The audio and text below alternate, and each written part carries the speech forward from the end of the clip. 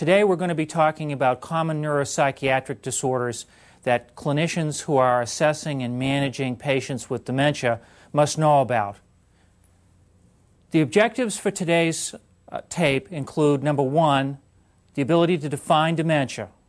Number two, define symptoms and causes of delirium. Number three, explain the basic evaluation of delirium. Number four, define the symptoms and causes of depression. 5, explain treatment of depression. And then finally, explain the interaction between dementia, delirium, and depression. If you are going to be assessing elderly patients, you must understand the 3 Ds of geriatric neuropsychiatry: dementia, delirium, and depression. Although many things can masquerade as dementia, you must be able to distinguish delirium and depression from this permanent cognitive loss.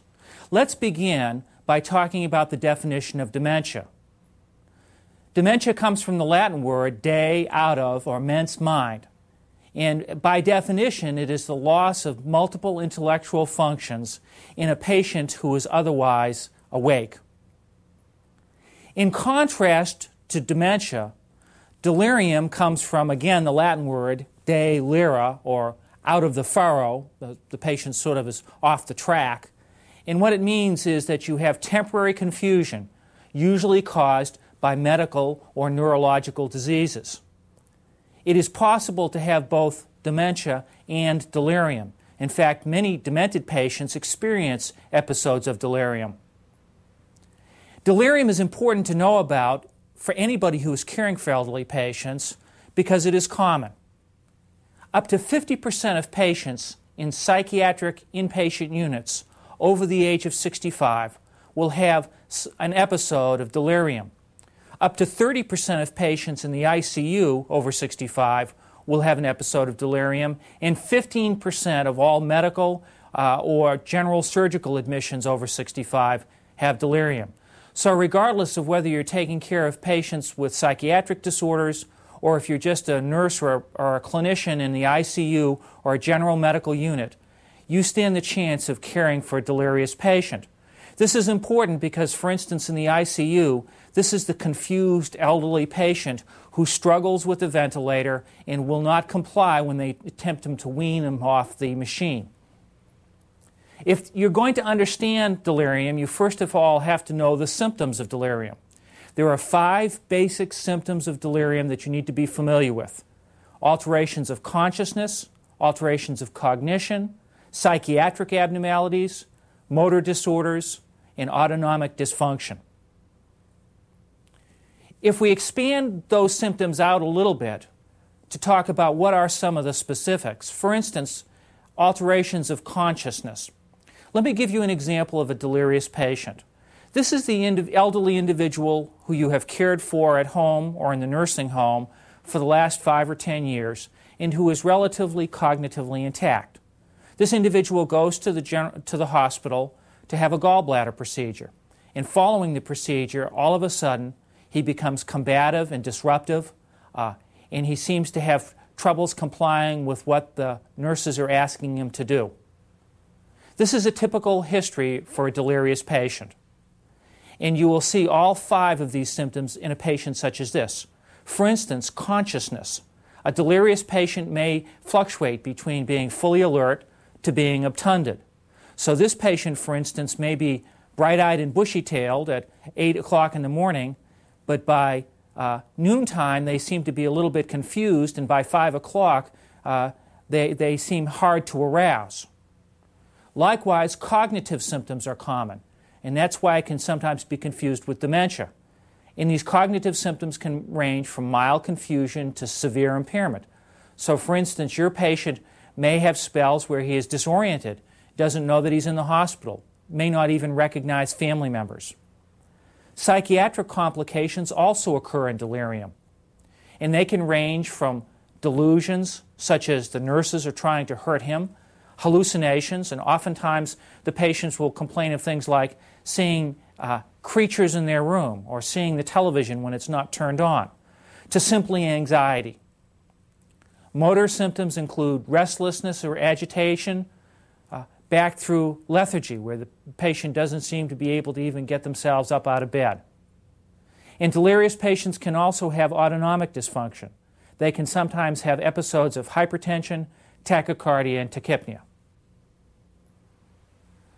In contrast to delirium, dementia usually has a slow onset, as opposed to delirium, which has an abrupt onset.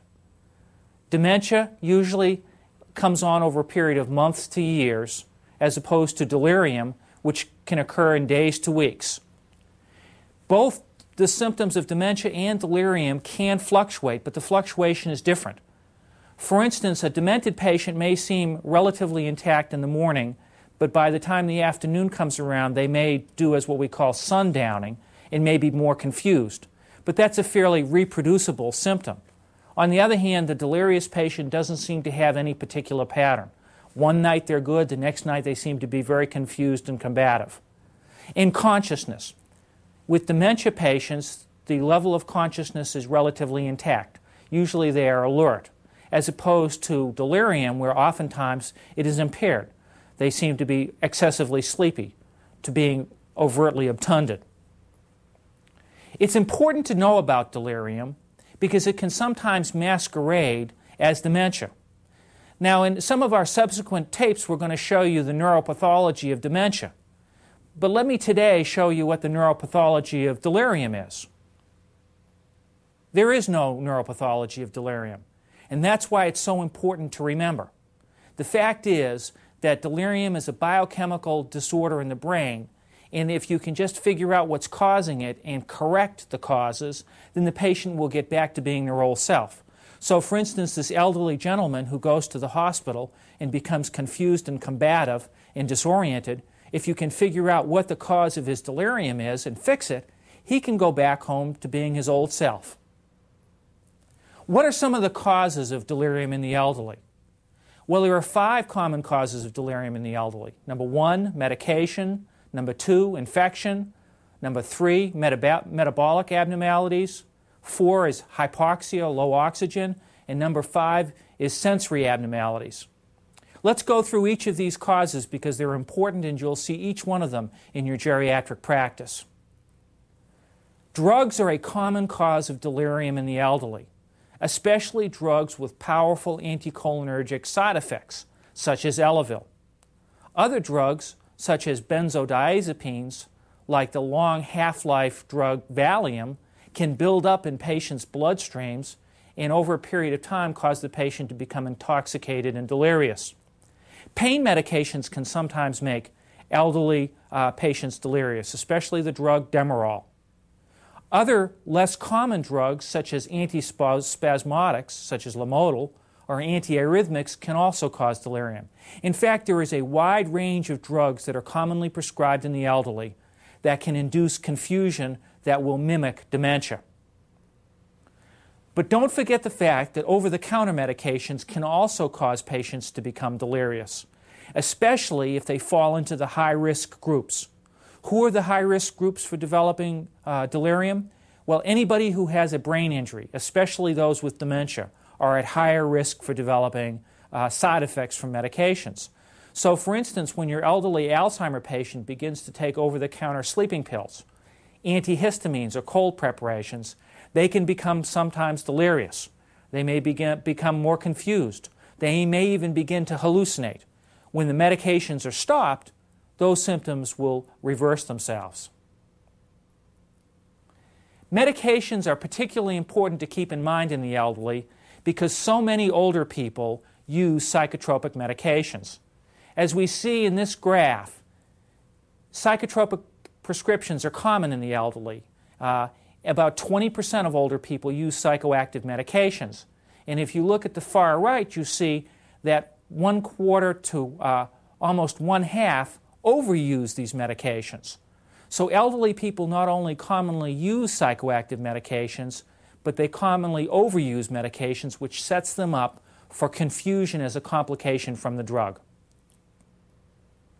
In addition to medications, infections can commonly cause delirium, especially in demented patients. Infections such as pneumonia, urinary tract infections, skin infections, anything that makes the patient's temperature go up can sometimes cause their cognition to go down. In addition to that, metabolic disorders can sometimes cause delirium. So, for instance, your elderly patient who's in renal failure, or who has end-stage liver disease and who is in hepatic failure, or whose lungs are failing and now has elevated CO2, those individuals can develop confusion as a complication of their medical problems. Likewise, there are certain vitamin deficiencies such as B12 and folate which can also manifest as confusion. And in addition to that, hypoxia from any variety of causes can sometimes cause an elderly person to become confused. For instance, patients with chronic obstructive pulmonary disease can sometimes develop delirium when their oxygen saturation falls. Likewise, patients who are anemic and have diminished oxygen carrying capacity can become delirious.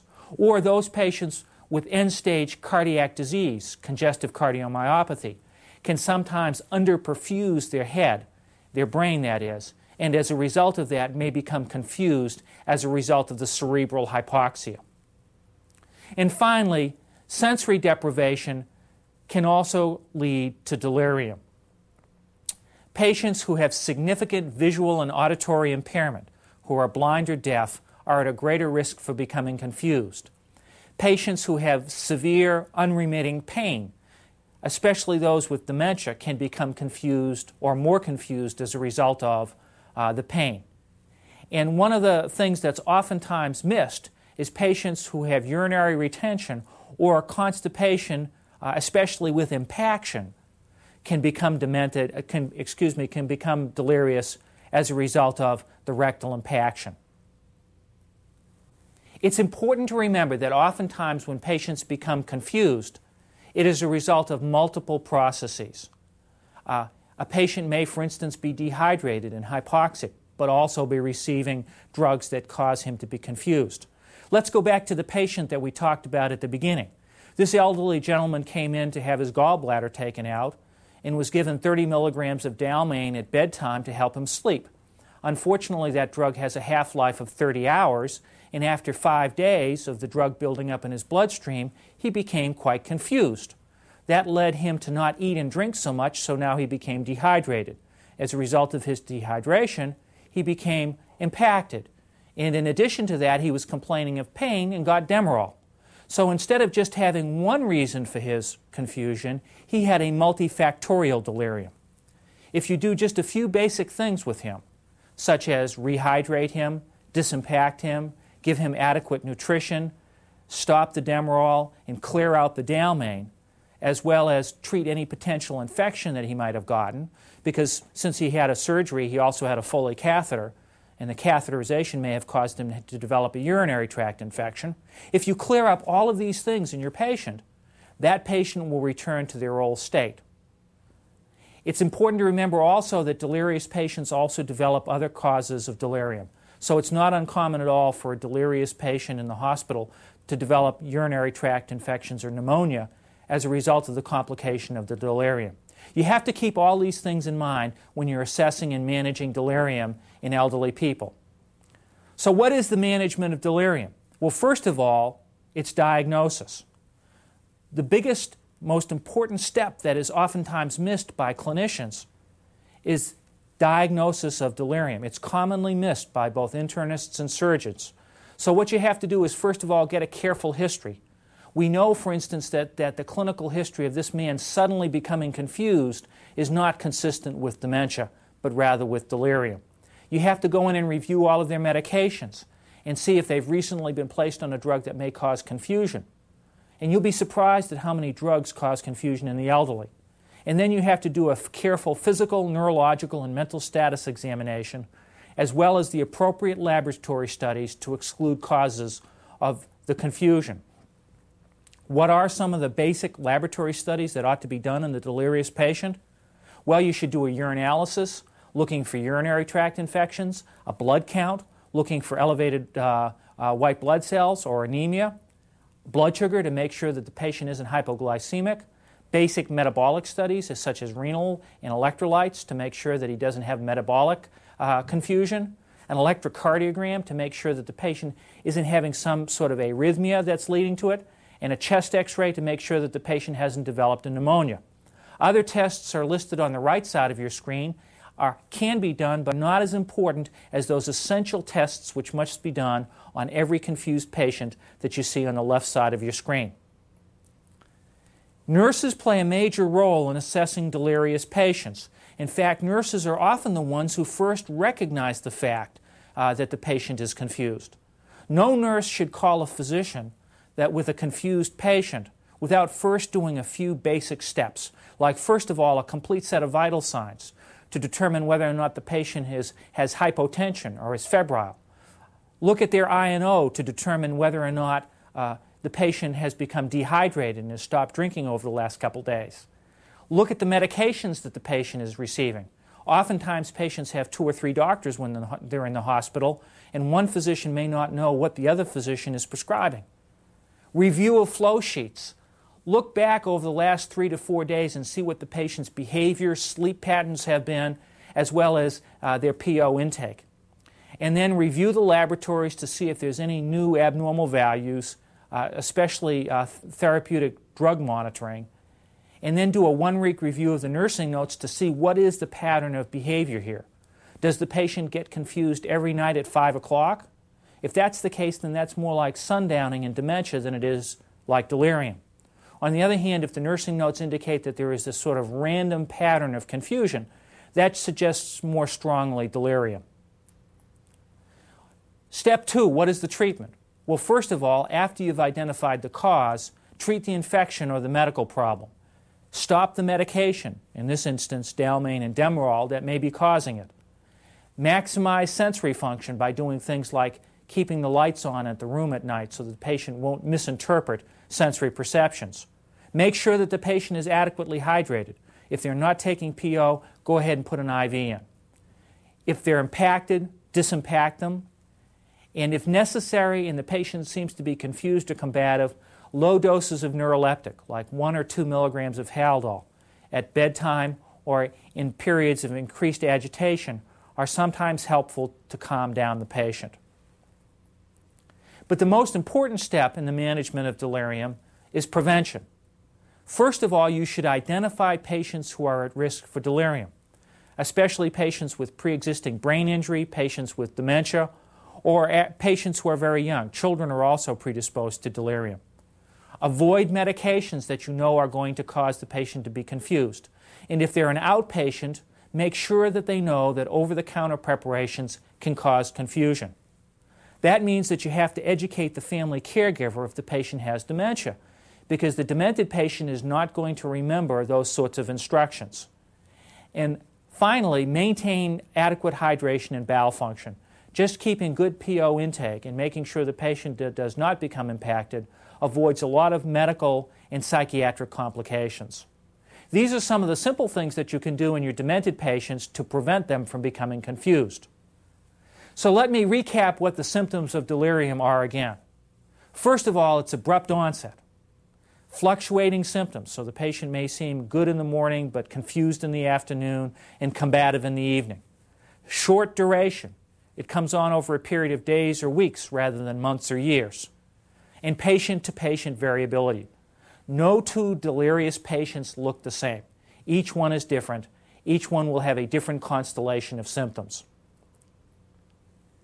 We've covered 2 of the 3 Ds of geriatric neuropsychiatry. We've briefly talked about dementia, and in several later parts we'll talk at length about the symptoms of dementia. We've just finished discussing delirium. Now we need to talk about depression.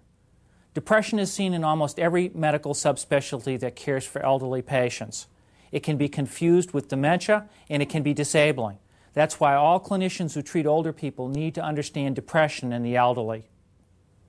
Depression is a common disorder both in the general population and in the elderly. We know that 7 to 10% of the general population will have a depressive episode in life. However, when you start getting into specific subgroups, the rates of depression go much higher. So, for instance, 40 to 50% of patients will become depressed following a stroke. The typical post-stroke depression patient is that individual who doesn't seem to get better in rehab, even though their motor skills would indicate that they should be able to be more rehabilitatable. 20 to 40% of chronically medically ill elderly patients become depressed as a result of the wear and tear of their chronic medical problems.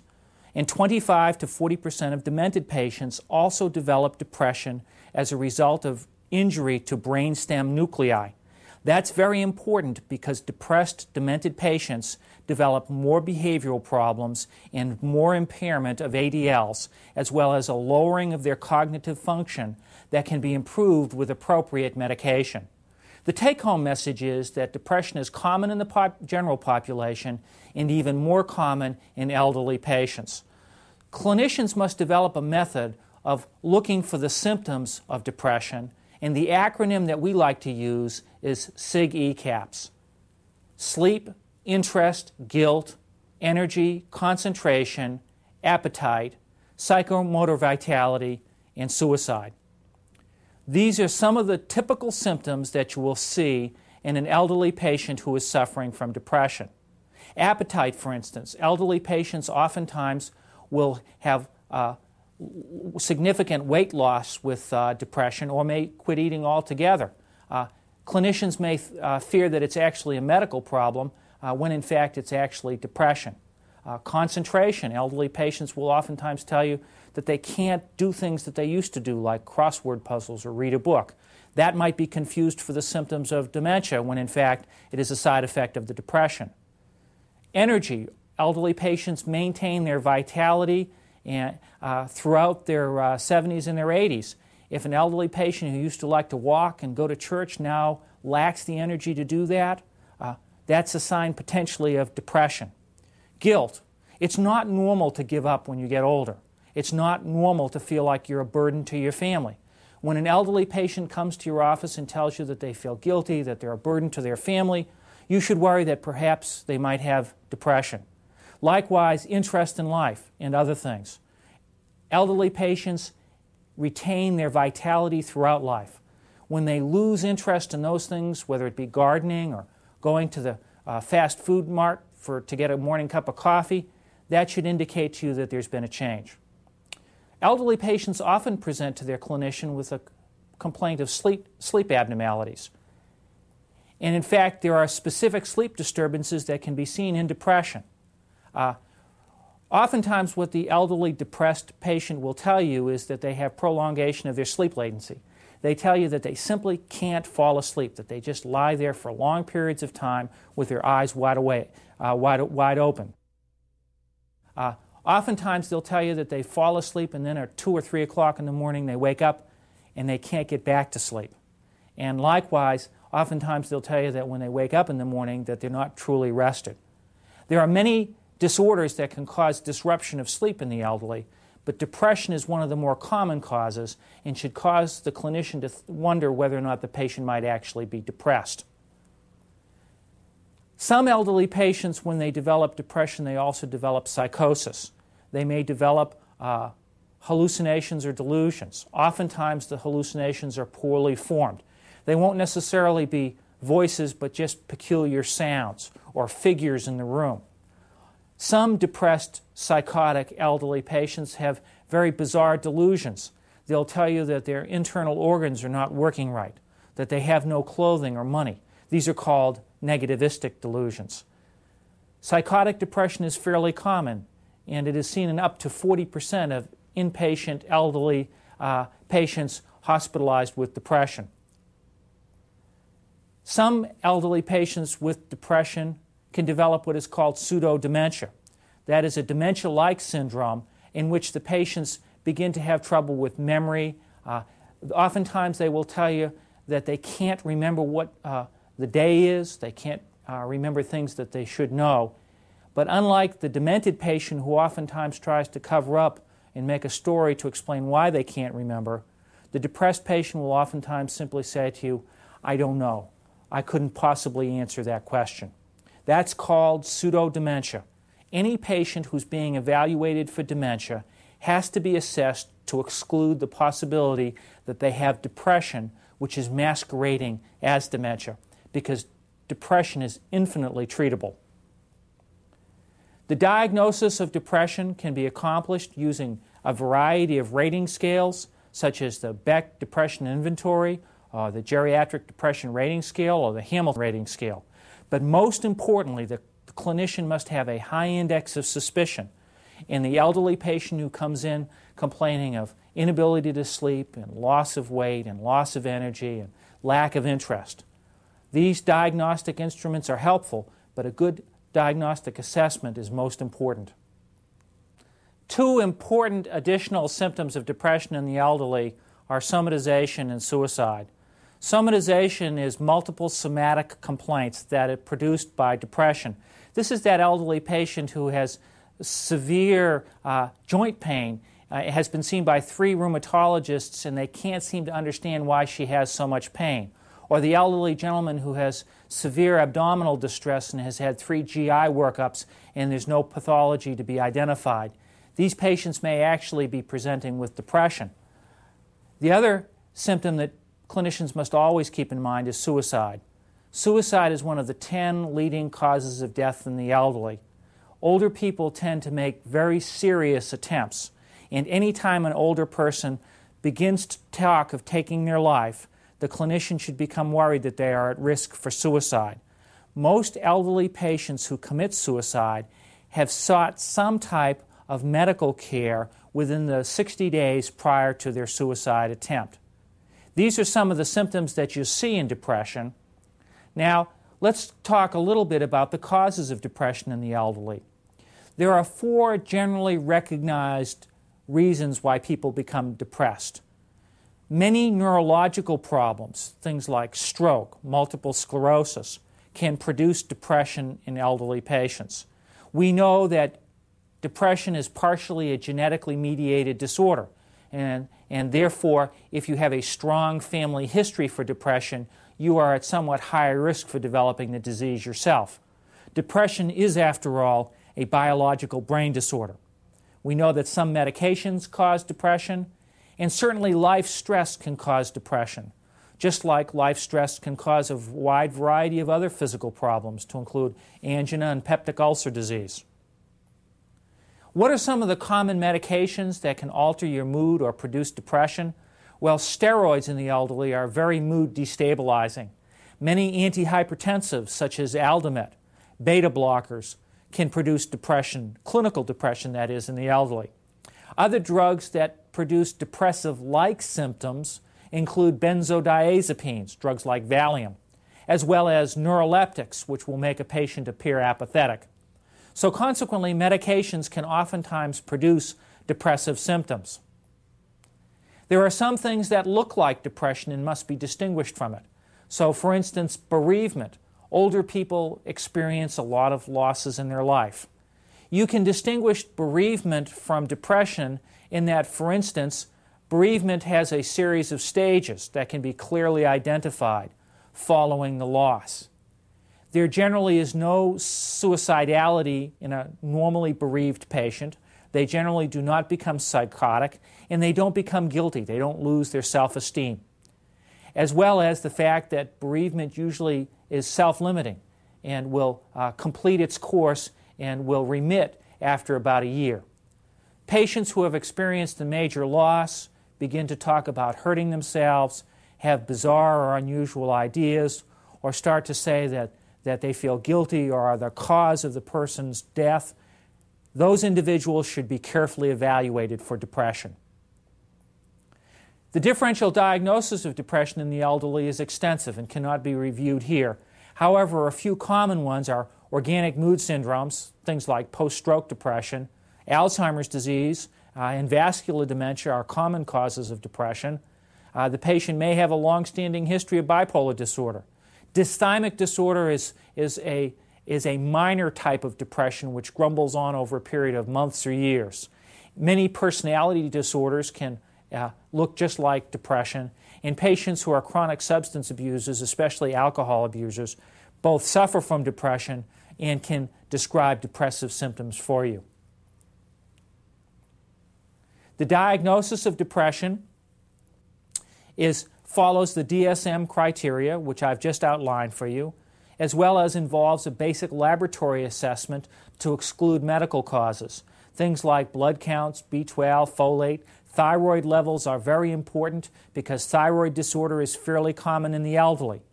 You must search for metabolic causes of these depressive symptoms. Make sure the patient isn't in renal failure. Make sure the patient isn't actually delirious with a urinary tract infection, as well as doing the standard blood work like an SMA-18 to make sure that the patient actually doesn't have an elevated calcium. These are the basic kinds of evaluations that should be done in every depressed elderly patient to exclude a medical cause for their depression. Once you've identified the depressive symptoms and excluded medical causes, then it's important to go ahead and aggressively treat elderly patients. 90% of elderly patients will get better if they are appropriately treated. What is appropriate treatment in the elderly? Well, first of all, medications are very important. And this graphic that you're looking at now outlines the steps in successful pharmacological treatment. The first step is selection of an antidepressant. We recommend the use of either a low anticholinergic tricyclic antidepressant like nortriptyline or a serotonin reuptake inhibitor like Paxil or Prozac.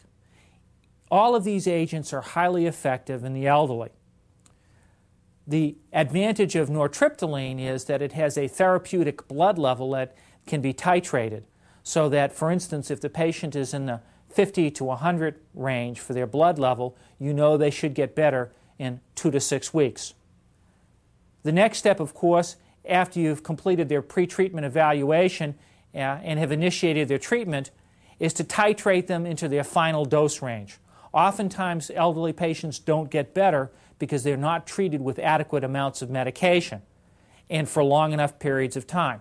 You have to remember that it takes at least 6 weeks to determine whether or not a patient is going to be a responder to either an SSRI or to a tricyclic antidepressant. And the other thing is make sure that the patient understands the side effects of the medications. All of the drugs, whether they be tricyclics or serotonin reuptake inhibitors, have side effects that need to be monitored for, and these can be seen in the PDR.